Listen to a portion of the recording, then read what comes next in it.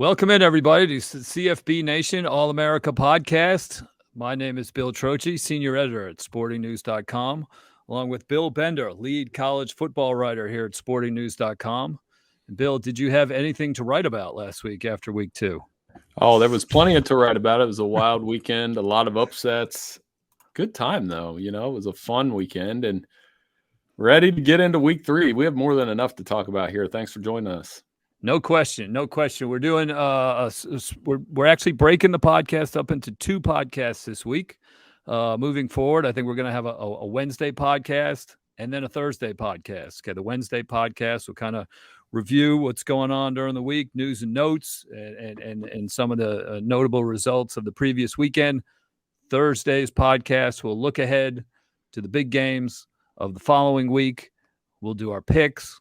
We'll do our confidence contest, our picks against the spread, who's doing better. We'll let everybody know.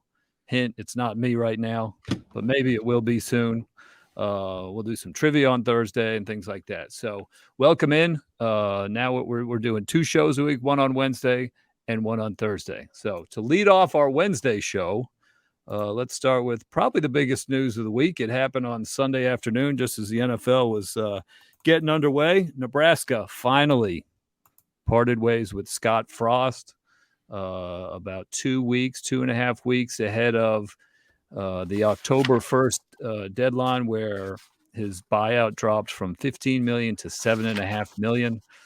Bill, you reacted to it on sportingnews.com with a couple pieces. My first question to you is, why didn't they wait till October 1st? Because it just had become too toxic at that point, I suppose. It went downhill after the week 0 loss. Everybody was putting a number on it, and Trev Alberts made the business decision, the $7.5 million business decision to move on. And, I guess that's why. I mean, they lost another close game. It's unforgivable to lose at Georgia Southern or to Georgia Southern at home. It's bad when you have students chanting "Fire Frost." Are you going to do that for 9 weeks? I mean, I probably would have saved the money and gutted it out through at least this week when they're going to play Oklahoma, because nobody's talking about the revival of a great Big 12/Big 8 rivalry. They're talking about Mickey Joseph being the interim coach, and that's just tough. I mean, Nebraska's got a lot of questions that need answered, and unfortunately for Scott Frost, he couldn't do it. And I feel for guys like that, because he tried to go back to his alma mater and win, and it didn't work out. The conversation, though, had they not done it with Fox, a big noon, 3 hours pregame show, everybody focusing on that game, there really isn't that many great marquee games this week. The conversation would have been, when is Scott Frost going to get fired? Should he have already been fired? And now that conversation is kind of gone. So maybe, while it was an expensive decision, the players don't have to answer any of those questions and everything like that. They, can still, I don't know if save the season is the right word, but they can focus at least on the games and the opponents and the practices and the scheming, and they do not have to worry about whether or not Scott Frost is going to be their coach. Yeah, but they can worry about going 4-8.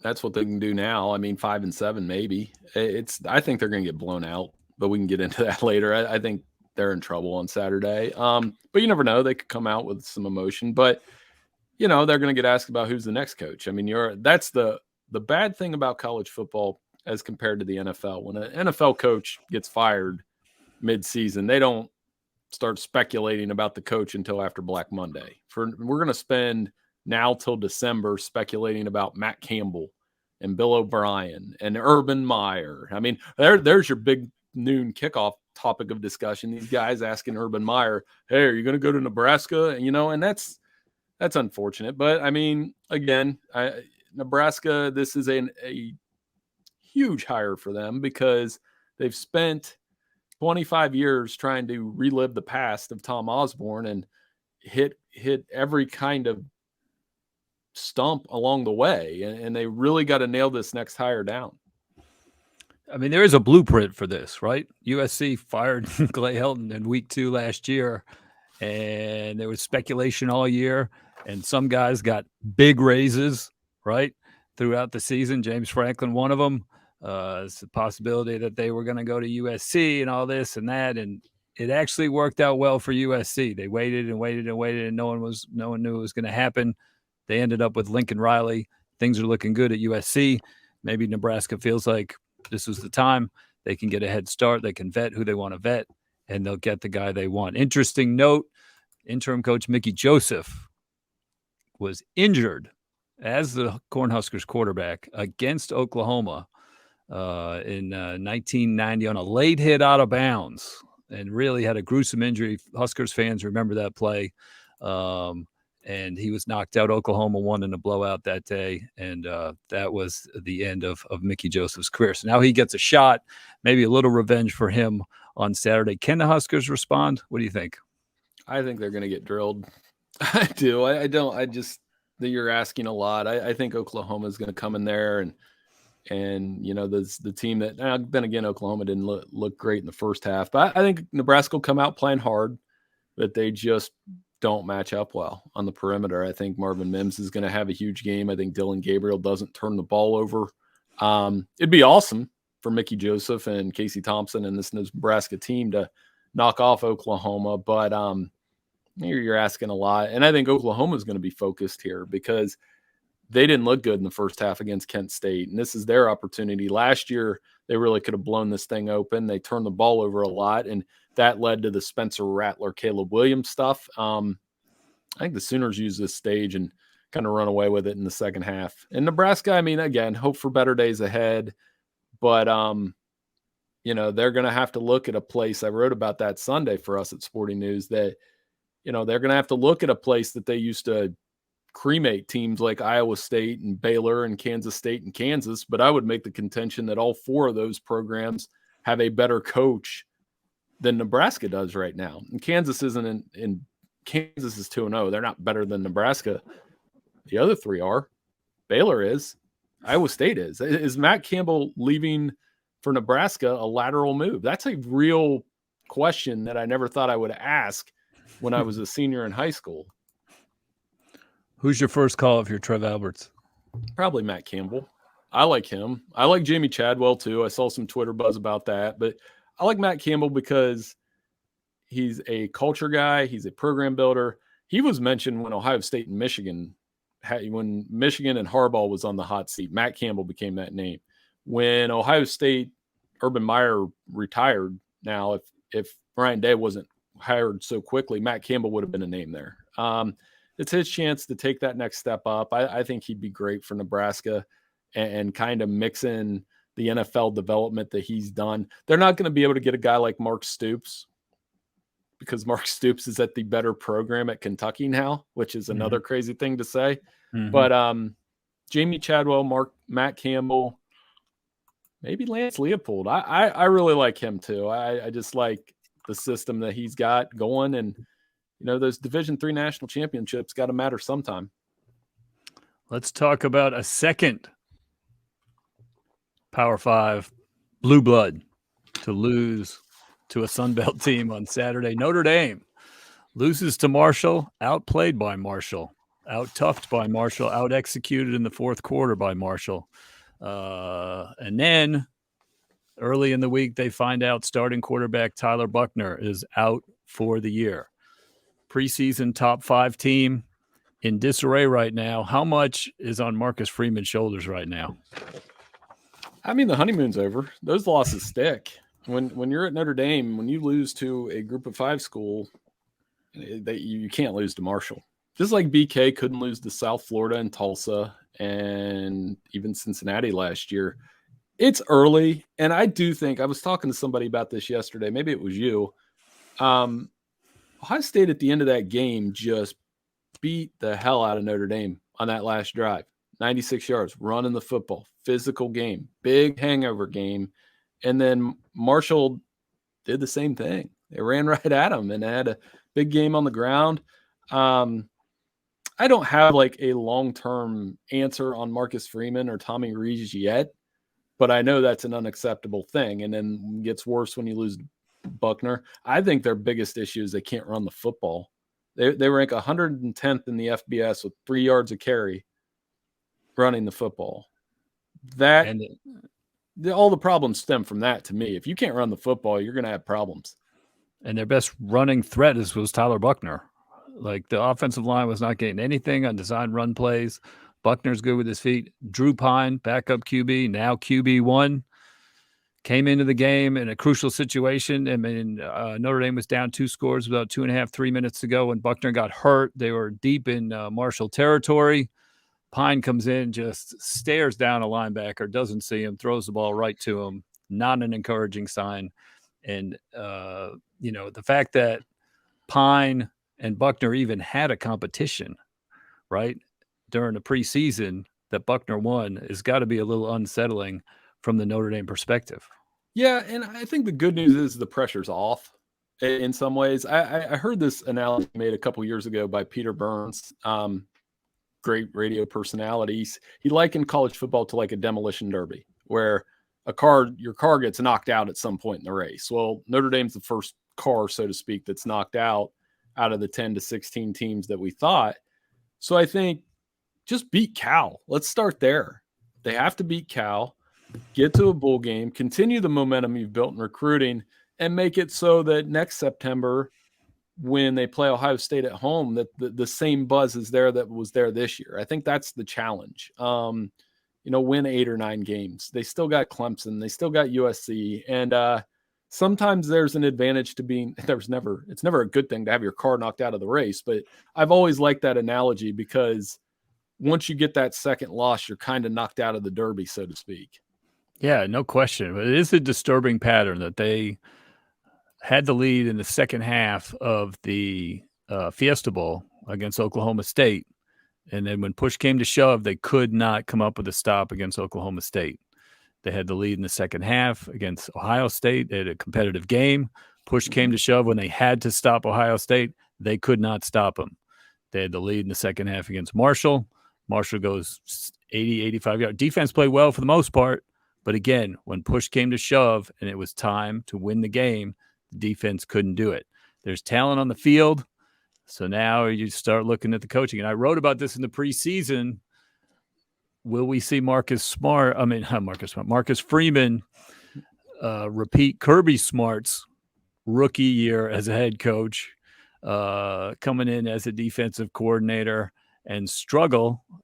Smart went 7-5 and went to the Liberty Bowl and had some ugly losses and some ugly performances during that first year. Ever since, Georgia's been in the national championship discussion every year. Look at Dan Lanning, defensive coordinator, first-time coach. He's only got 1 game under his belt, but that was not a pretty game either. Right. And maybe Marcus Smart should coach Notre Dame and lead the Celtics. Let's do that.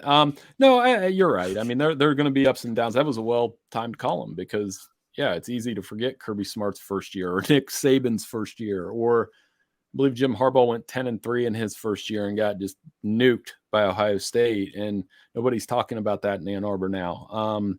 So yeah, there's work to do, but I think, to me, it's just win that first game, because if they lose again this week, then every meme and every tweet and everything's going to be 0-4 and Cal got paid this and all those kind of things. They just need to win a football game now. You mentioned Nick Saban. Let's talk Nick Saban. Let's talk Alabama. Let's talk 20-19 win over Texas. That was scary for the Tide. 20-point favorites, 20.5-point favorites. They needed Bryce Young to rescue them in the fourth quarter, which he did brilliantly. But it continues a pattern that I don't know if we've overlooked as we made Alabama the number 1 team in the nation preseason. Now they're still number 2. The pattern of struggling on the road last year with Bryce Young at quarterback, who eventually won the Heisman Trophy. They beat a Florida team that finished 6-6 by 2 points. They lost to Texas A&M, who went 8-4. And then against Auburn, who went 6-6, they had to go 4 overtimes, all on the road. Road games remaining: number 10, Arkansas; number 15, Tennessee; number 20, Ole Miss; and then the rivalry game with LSU. Do the Tide drop a road game this year, Bill? They could. I mean, every road game they have from here on out is going to be how Texas sold out for this one. the Longhorns were itching for that game, and you got to give them. Normally, we spend the afternoon mocking Texas and seeing Texas's back tweets on Twitter. It wasn't that, because some people, and myself included, think they could have won that game if Quinn Ewers would have played the whole game, number one. Number two, they could have won the game anyway. They could have won the game if they called that safety right. It wasn't a safety. It might have been intentional grounding at the very least. So, yeah, I think this ended up a very sloppy road performance for Alabama. 100 yards in penalties. Very poor drops, bad routes, couldn't convert on third down. Everything that Nick Saban despises happened. So it's a good thing they have Bryce Young, because he bailed there. I almost said it. I didn't say it. I cleaned it up, kept it clean, kept it PG-13. He bailed them out. He bailed them out with the big plays, and good for him. But even on that scramble where Ryan Watts missed the sack, the refs missed a holding call. Like an obvious holding call on the edge. So, I mean, he's a brilliant player. I love watching Bryce Young. I like the analogy Nick Saban made after the game, calling him like a point guard, because that's what he feels like, a really awesome point guard. I bet he can play that too. It was just amazing to see how sloppy the pre-snap penalties. That Will Anderson had 4 penalties. He had a ridiculous late hit on some guy that was just totally unnecessary. I don't know. And he talked about the environment being like crazy and everything. But I mean, you're Alabama, right? You need to be above that. And if I'm Saban, like I said, this is nothing new. They had a few subpar road performances last year too. So it's going to be interesting when they get on the road in the SEC for sure. Well, here you go, Bill. I mean, last loss at Arkansas, 2006. So they're going to be riled up. They're probably going to be undefeated. Last loss at Tennessee, 2006. Tennessee hasn't beat Saban, and they could be undefeated. They're going to be riled up. 2014, Ole Miss beat them, but it's Lane Kiffin. That game was vacated, so you got to technically go back to 2003. And here's one I turned up that I thought was pretty funny. I would have never guessed this. Alabama's beat LSU 10 out of the last 11 times. And this is Brian Kelly's first shot at Alabama late in the season when they may have their act together. So, I mean, yeah, these places, they're either going to come to the stadium and just, I don't think they're resigned to getting their butts kicked anymore. I think people on these road games think, hey, maybe we can beat them this time. And that's what Texas felt like. So we'll see. But I think that's something that Alabama over the next 2 weeks against Louisiana Monroe, they're not going to lose there. Sorry, Vanderbilt, you're in trouble. But I think they really have to gear their team to get it together, because that Arkansas game will be tough if they don't. I think who's in trouble are the Alabama players, because one of Saban's quotes after the game, I believe, was, well, when you practice hard, the games are easier. And when you don't practice hard, the games are harder. So my guess is they're practicing pretty hard this week. Yeah, and I remember a high school game that I played in, and we had over 100 yards in penalties, and I think we ran like 100 sprints, which was probably legal at the time. But whatever the amount of yardage was, we ran that many sprints, and they may have been 10-yard sprints or something. It was not a fun Saturday morning. So I'm guessing Tuscaloosa practice on Monday and Tuesday was not fun. Zero fun, sir. So I think they'll clean it up, though, this week. It was the Fun Belt on Saturday. There was no fun in Tuscaloosa on Monday. Another news item, Michigan picks its quarterback. J.J. McCarthy is QB1. Harbaugh, went through, similar to Lane Kiffin, but no one's talking about Lane Kiffin doing it, like you said. Harbaugh went through his preseason tryout, gave each guy his start. McCarthy played better. McCarthy gets the job. Do you think part of Harbaugh's strategy was to prevent one of them from transferring? Is that a fair question? I think it is, but I think the play on the field, even against bad competition, Cade McNamara was pressing a little bit in the opener, and he was pressing in relief. And it's just one of those, anybody with any two set of eyes. Like I could dig into the quarterback intricacies of it, but JJ McCarthy is just better. There's more talent. They average 16.3 yards per play between his runs and passes. 16.3. And I know it's bad competition, but from a talent perspective, he looks like the best quarterback they've had since Chad Henne. Maybe better. I see the arm talent. I see they go out of their way with him to show him high-fiving Cade and back and forth. But I think this was a very tough decision for Harbaugh because he sees a lot of Cade in him. You know, Harbaugh was kind of that captain comeback in the NFL, all those like leadership qualities. He's still revered at Michigan as the quarterback. And Cade embodied some of that. And then JJ, the talent, you can't ignore it. I think with him, they jump up a minute. They jump up a bit. With JJ McCarthy, provided he continues to mature, they have something that can go challenge Ohio State and Columbus. They have something that is akin to what Lincoln Riley has in USC right now with Caleb Williams. 16.3 yards of play. And it'll probably be bad this week against UConn. So Twitter isn't in a big hurry to give Jim Harbaugh any credit ever, but I think he played this one right. And if Cade transfers, he transfers at this point. Yeah, played it right. And it also played out as well as he could hope. Right? I think he got the guy that he probably wanted, and it's a pretty clear cut based on the two games. And so he's sort of off the hook in terms of getting second guessed as to who should be QB1. Their third quarterback looked good.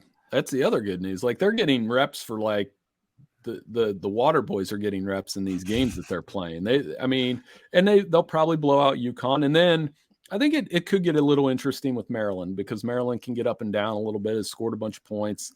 And then you get JJ McCarthy's first start at home against the Big Ten opponent.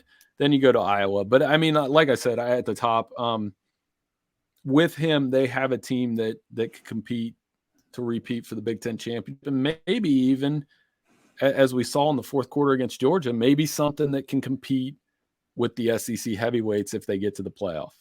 Yeah, he did. Well, it's going to take a little while to see him compete against something over a lightweight. Like you said, they've got UConn next. I mean, these first three opponents are just, bottom of the barrel. All of them ranked over 100 in any 1 to 131 ranking, with Colorado State and Hawaii and UConn. So these are glorified scrimmages, but they're playing as well as they can play. They're doing what they're supposed to do. No complaints there about their performance. It's just the unfortunate timing that all three of those programs are really, really down.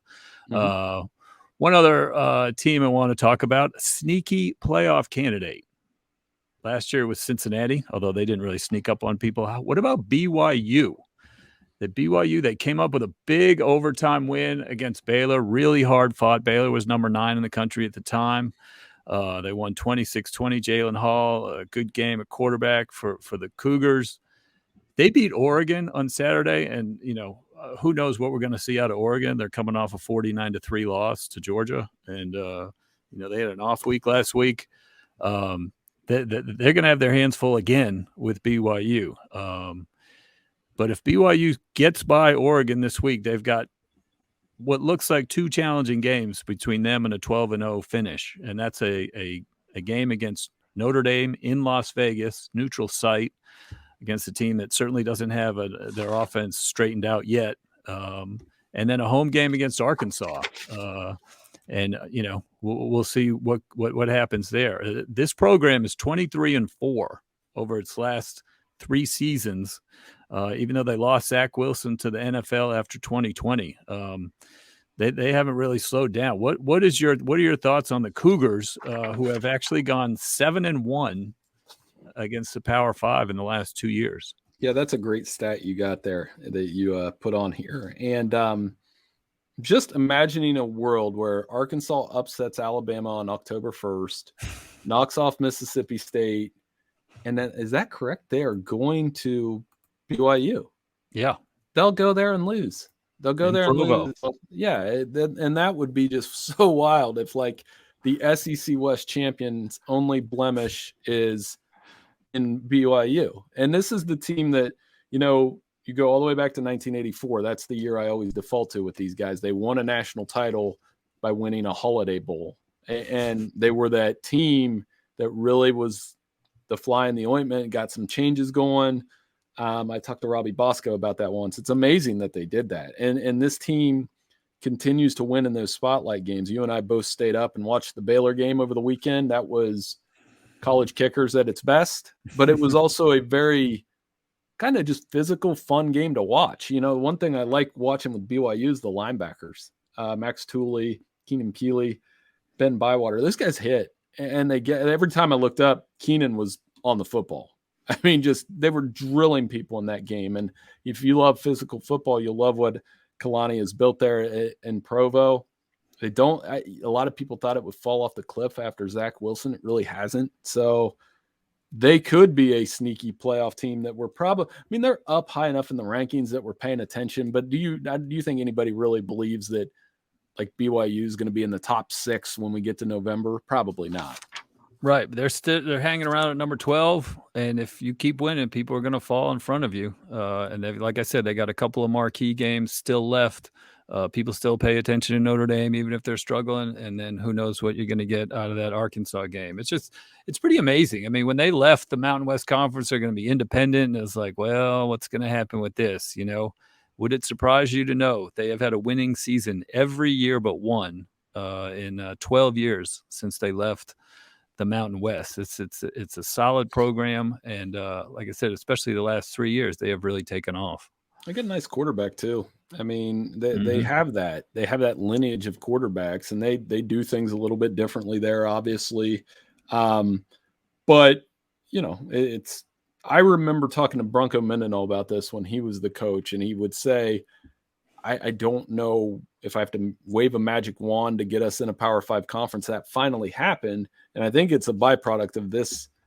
They're kind of this school in the playoff era that will go play anywhere, anybody, anywhere. They went to Coast. Remember a couple of years ago, one of the best games of the year was them in Coastal Carolina. Yep. In Conway. They've played big. They're playing Notre Dame in Vegas. It's just a very cool mindset to have around the program, because I think they play a lot of Pac-12 schools too. I'm really interested to see. I believe I picked Oregon to win this game. We can talk about that later. But if they beat Oregon, yeah, I mean, they'll have the entire West Coast's attention. That's for sure. Yeah, we'll start paying attention to them for sure. All right. Thanks, Bill. That was our Wednesday show at the CFB All-America podcast. I'm Bill Trocchi, and we will be back tomorrow. Tune back in tomorrow for our look ahead at week 3. Got some good games to talk about, to preview. We'll make our predictions against the spread. We'll have some trivia. We'll have some good time. So come back tomorrow for the second edition of this week's CFB All-America podcast. Thank you, everybody.